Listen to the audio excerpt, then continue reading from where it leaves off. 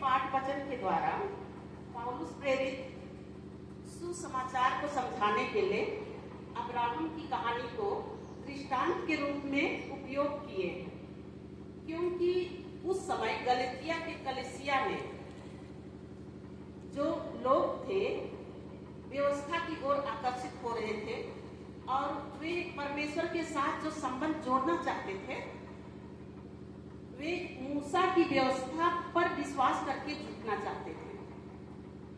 इसलिए पौलुस प्रेरित उस कलीसिया को पुरानी वाचा अर्थात मूसा की व्यवस्था और नई वाचा के बीच जो गहरा अंतर है उससे समझाने की कोशिश किए हैं। पौलुस प्रेरित बताते हैं कि अब्राहम के दो पुत्र थे। एक पुत्र अब्राहम की पत्नी सारा की दासी से उत्पन्न हुआ था, उसका नाम था इस्माइल, और दूसरा पुत्र अब्राहम की पत्नी सारा से उत्पन्न हुआ था, उसका नाम था इसहाक। दासी हजीरा का पुत्र इस्माइल जो शरीर के अनुसार मानवीय प्रयास से उत्पन्न हुआ था। अब मानवीय प्रयास से मतलब होता है, यहाँ बाइबल में इसके संबंध में बोला गया है कि परमेश्वर, हम लोग सबको जानते हैं उस कहानी को कि परमेश्वर कैसे अब्राहम को चुना और उसको कहा कि तुम अपने देश, कुटुंब और माता पिता घर को छोड़कर उस देश में जा जो मैं तुझे दिखाऊंगा। तो अब्राहम परमेश्वर की आदेश को मानकर अपनी पत्नी सारा को लेकर निकल गया। बाइबल बताती है कि परमेश्वर अब्राहम से वादा किया था कि वह अनेक जातियों का पिता उसे बनाएगा और उसकी संतानें आकाश के तारों के से जैसे असंख्य होगी।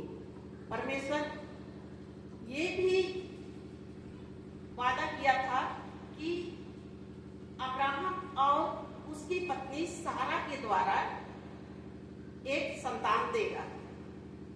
तो परंतु वे जब अब्राहम अपनी पत्नी सारा को लेकर अपने परिवार के साथ निकल गए, तो परमेश्वर तो उससे वादा किया था, मगर वे कितने वर्ष, लगभग 10 वर्ष करीब बीत गए, तब तक परमेश्वर का वादा उनमें दिखाई नहीं पड़ा। अर्थात अब्राहम और सारा के पास कोई संतान नहीं थी और सारा उस समय तक बहुत बूढ़ी हो गई थी और गर्भ धारण करने के लायक नहीं थी। गर्भ धारण करने की आयु सीमा उसकी पार हो चुकी थी। इसलिए परमेश्वर के वादे को पूरा करने के लिए लंबी समय तक प्रतीक्षा करने के बाद भी जब सारा को संतान नहीं हुआ, तब सारा अब्राहम को बोलती है कि देख, क्या हुआ, तो मेरा कोख को बंद कर चुका है, अब मेरे से तो संतान उत्पन्न होगा नहीं, इसलिए तू मेरी दासी हजीरा से संतान उत्पन्न कर। और अब्राहम इस बात को मान लेता है और हजीरा के पास जाता है और एक संतान उत्पन्न होता है जिसका नाम इस्माइल रखा गया। और ये इस्माइल, चूंकि परमेश्वर हाजिरा के गर्भ से संतान देने का वादा नहीं किया था, लेकिन जो वादा किया था परमेश्वर, उस पर अब्राहम और हजीरा विश्वास तो करते हैं, लेकिन उस विश्वास करने के बावजूद भी वे अपनी इच्छा, उस वादा को पूरा करने के लिए अपनी योजना बनाते हैं। तो परमेश्वर विशेष रूप से सारा के माध्यम से अब्राहम को एक पुत्र देने का वादा किया था। और वैसे ही उसी तरह से कई वर्ष फिर बीतने के बाद में ही आखिरी में अंततः परमेश्वर सारा जब 90 वर्ष की हो गई तब परमेश्वर ने चमत्कारिक ढंग से उन्हें गर्भ धारण करने और पुत्र जन्म देने के लिए सक्षम बनाया। और सचमुच में उस जो गर्भ धारण करने की जो उसमें शक्ति होती है बच्चे पैदा करने के लिए, वो सब सारा के जीवन से सब चीज खत्म हो गया था। वो बिल्कुल ही सिर्फ बूढ़ापन शरीर को लेकर जी रही थी। और इसलिए वो सोच रहे थे उन लोग कि हाजिरा के द्वारा जो पुत्र उत्पन्न हुआ वो परमेश्वर की वादा को पूरा हो गया। परंतु अचानक सारा को का गर्भ जो बंद हो चुका था, मरी हुई सी अवस्था में थी, उस पर फिर गर्भ वह धारण करती है सारा और बच्चे को उत्पन्न करती है और उसका नाम रखता है इसहाक। पौलुस प्रेरित इन महिलाओं को दो वाचाओं के रूप में दर्शाते हैं, जिसमें हाजिरा को पुरानी वाचा अर्थात मूसा की व्यवस्था से तुलना किया गया है, क्योंकि हाजिरा का पुत्र इस्माइल जो शरीर के अनुसार मानवीय प्रयास के द्वारा उत्पन्न हुआ था, अर्थात परमेश्वर की प्रतिज्ञा को अब्राहम अपने तरीके से अपनी पत्नी सारा से मिलकर परमेश्वर की वाचा को पूरा किया था। परमेश्वर का एक्चुअल में सारा की दासी से गर्भ उत्पन्न करने का कोई प्रतिज्ञा नहीं था।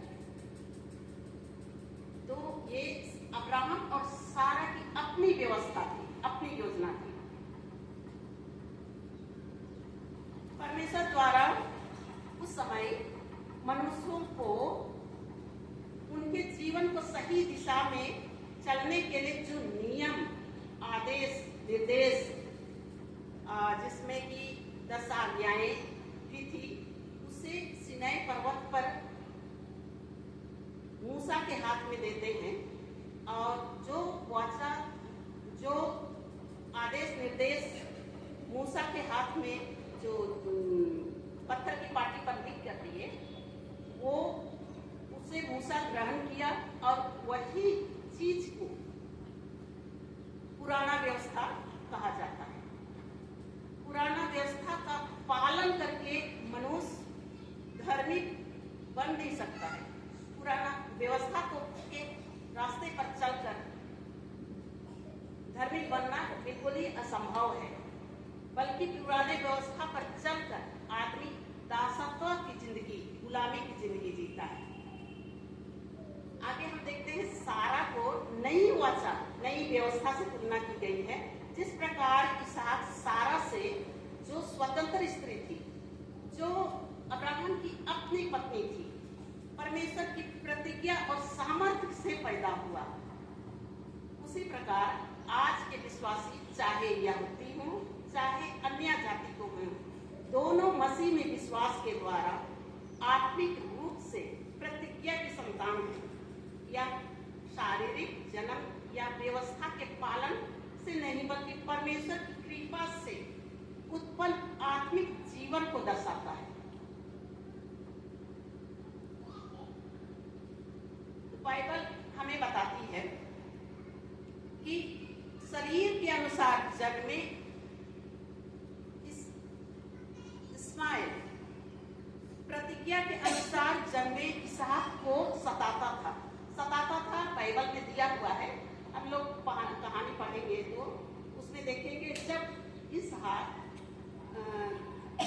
अपनी माता का दूध पीना छोड़ा तो अब्राहम एक बहुत बड़ी सभा भोज तैयार किया था। तो उस भोज में हाजिरा का पुत्र इस्माइल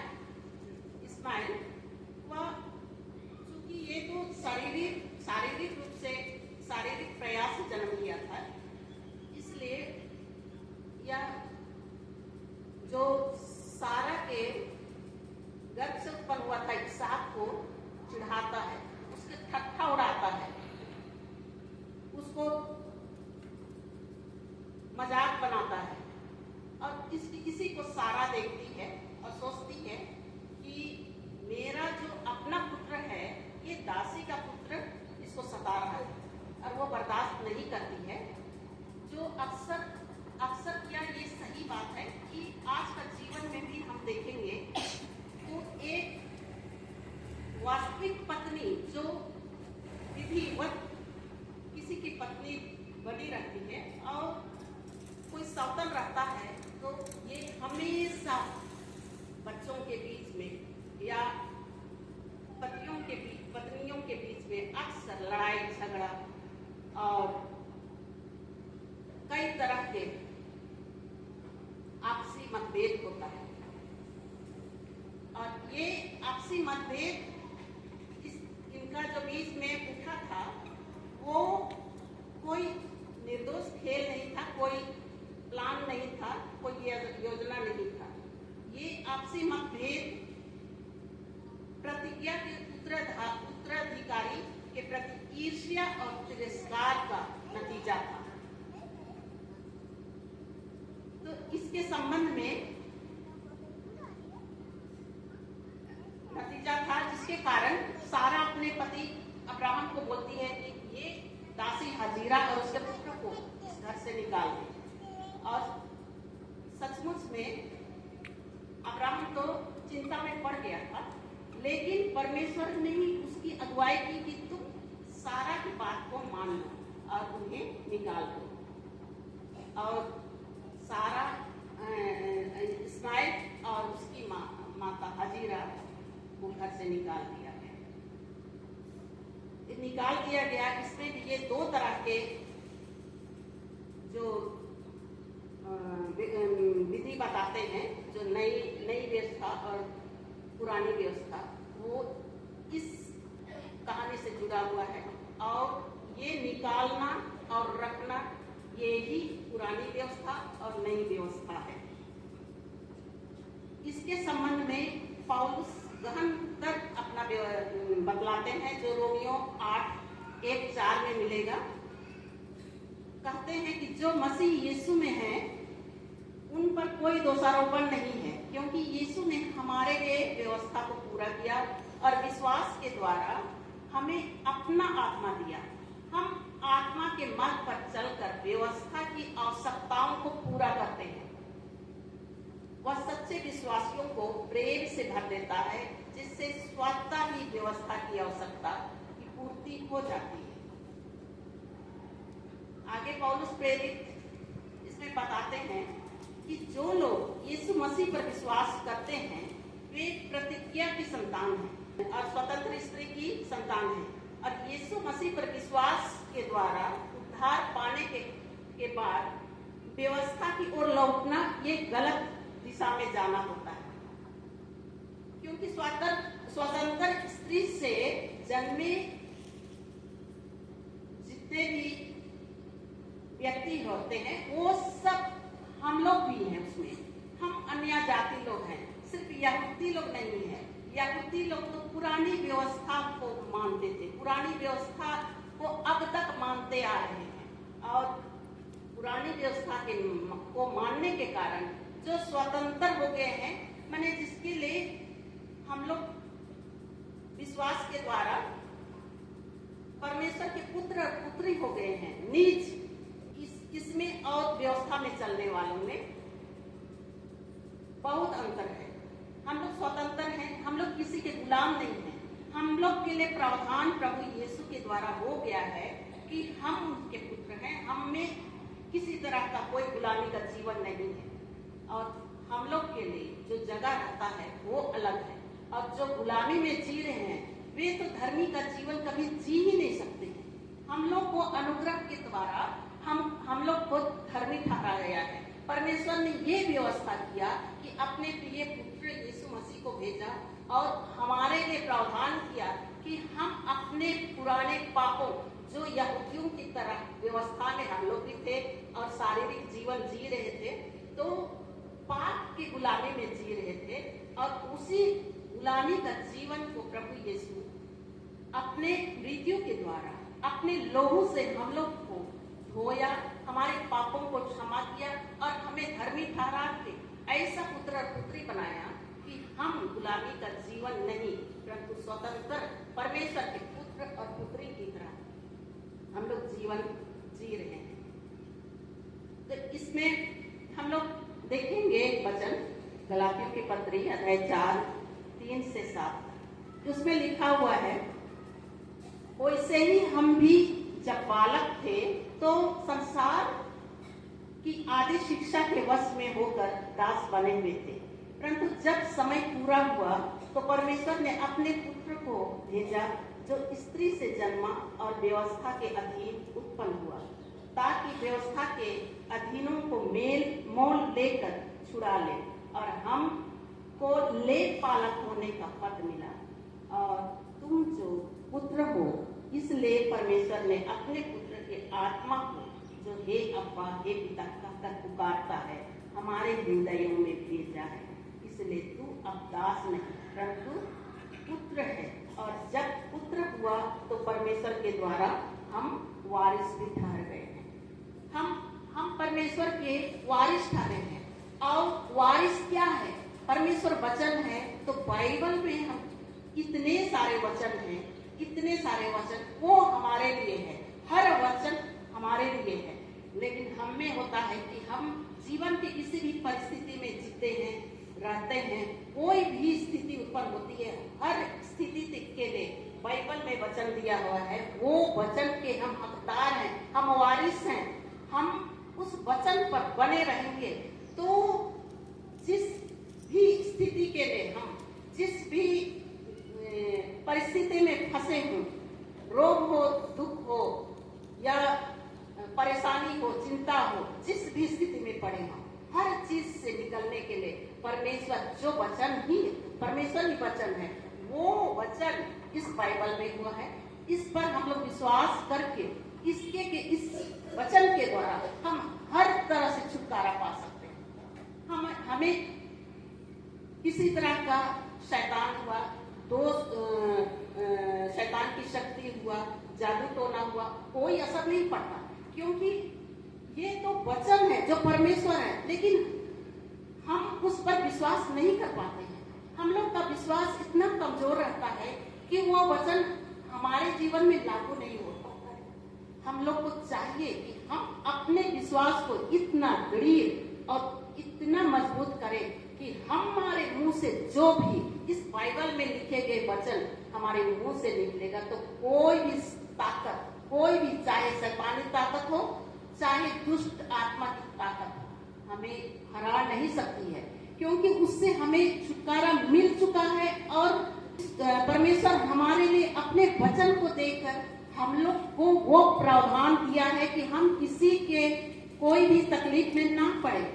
हमें जीवन जीने का अधिकार दे दिया है, हमें जीवन जीने का प्रावधान दे दिया है। सिर्फ हम लोग को अपने विश्वास को दृढ़ करके इस वचन पर हम लोग को बने रहना है। हम लोग अपना उस यहूदी लोगों की तरह, उस पुरानी व्यवस्था के तरह हम लोग वचन पर विश्वास ना करके हम लोग क्या करते हैं कि शारीरिक संसारिक भोग विलास में पड़े रहते हैं और वचन को ध्यान ही नहीं देते हैं। हालांकि हम लोग को बैठ के पढ़ना ही नहीं चाहिए, बैठ के हम लोग चुपचाप मनन नहीं करेंगे। हम लोग काम के मध्य में भी किसी भी तरह, चलते हुए भी, काम करते हुए भी, कोई भी तरह, किसी भी तरह में हम हर समय, यदि हमारे मन में वचन रहे, हमें वचन हमारे हृदय में अंकित रहे, तभी तो हम उस वचन को लागू कर सकते हैं, उस वचन को अपने मुंह से अंगीकार कर सकते हैं। बाइबल में दिया है कि वचन को अंगीकार करना है अपने मुंह से। तो जब तक हम अपने मन में नहीं रखेंगे, अपने हृदय में अंकित नहीं करेंगे, हम लोग उस वचन को बोल कैसे सकेंगे? तब तो हम लोग एकदम बिल्कुल ही शून्य है। हम लोग में जो आत्मा है वो कैसे काम करेगी? आत्मा तो चाहती है परमेश्वर की आत्मा उसकी मृत्यु के बाद में हम हरेक के देह में है, वो है और चाहती है कि हम उससे पहचाने। यदि हम नहीं पहचानेंगे तो वो क्या कर सकता है आत्मा? तो हम लोग इस समय, इस महाउपवास काल में हम लोग को चाहिए कि हम लोग इस वचन को एक अपने मन में बांध लेंगे कि परमेश्वर के वचन को हम स्मरण रखें। वचन ही परमेश्वर है। यदि वचन हम में है, हमारे मन में है, तो परमेश्वर हमारे साथ है। ये सबसे बड़ा प्रमाण है। ये कि परमेश्वर दर्शन देगा, ये जरूरी नहीं है। दर्शन भी मिलता है, बात भी होता है, परंतु हम लोग पवित्र आत्मा से मांगेंगे कि वे हमारे आत्मिक मन को खोलेंगे, आत्मिक मुंह को खोलेंगे, आत्मिक आंखों को खोलेंगे, तभी तो हम आत्मिक दृष्टि से उस वचन के अनुसार सोचने पाएंगे, बोलने पाएंगे और उस वचन के अनुसार चलने पाएंगे। क्योंकि आज के इस दृष्टांत के द्वारा जो पौलुस प्रेरित जो बतलाए, इसमें ये भी है कि देखिए सारा के जीवन, मतलब जिस समय अब्राहम अपने घर से निकला उस समय वह 76 वर्ष का था, और जब सारा से उत्पन्न पुत्र हुआ उस समय अब्राहम 100 वर्ष का हुआ और सारा 90 वर्ष की हो गई। तो इतना बीच में वचन देने के बाद भी, वादा करने के बाद भी उस पर उन लोग विश्वास किए। हालांकि विश्वास करके दूसरी योजना बना के उस वादे को पूरा करने की कोशिश किए, उसको भी परमेश्वर सुना और आशीष दिया। मगर जो वादा सचमुच में सारा और अब्राहम के कोख से देने का वचन किया था, उसके अनुसार वो माने सारा और अब्राहम के द्वारा जो पुत्र उत्पन्न हुआ इसहाक, वो उत्तराधिकारी था अब्राहम का। वो जो योजना के तहत संतान प्राप्त हुआ वो उत्तराधिकारी तो नहीं था, वो तो गुलामी का जीवन जीने जैसे हो गया। जीने जैसे हुआ नहीं, गुलामी का जीवन ही हुआ। इसलिए आज का ये दृष्टांत इसहाक को नई वाचा और इस्माइल को पुरानी वाचा के अनुसार जन्मा हुआ का तर्क देते हैं। और हजीरा जो जिसको कहेंगे हम लोग रखाइल हुई, दासी थी लेकिन रखाइल हुई, तो वो तो असली पत्नी थी नहीं, इसलिए उसके द्वारा उत्पन्न बच्चे उसका उत्तराधिकारी कैसे बन सकते हैं? अब्राहम के नहीं बन सकते। वो तो रखाइल हुई, उससे उत्पन्न हुआ संतान। ये योजना बनाए, लेकिन योजना ये इनका अपना मानवीय स्वभाव प्रयास के द्वारा वो योजना सफल हुआ। इस तरह से आज भी हम लोग देखते हैं हमारे ये संसार में, पृथ्वी पर अभी कितने लड़ाइयाँ हो रही है, कितने आपसी मतभेद हो रहा है। ये सब क्या है? ये सब वही नई वाचा और पुरानी वाचा है। स्वतंत्र स्त्री से जन्मे हुए और दासी से जन्मे हुए के समान है। आज का लड़ाई वही है। अगर सब स्वतंत्र स्त्री की ओर अपने मन के समान जन्मे हुए परमेश्वर को, प्रभु यीशु को ग्रहण कर लेंगे तो ये लड़ाई तो होगा ही नहीं, ये लड़ाई ही नहीं होगा। परंतु अभी भी यहूदी लोग जो यीशु को ग्रहण नहीं करते हैं, वे वही पुराना नियम, पुरानी व्यवस्था पर चल रहे हैं और आज का ये लड़ाई झगड़ा उसी का जड़ है।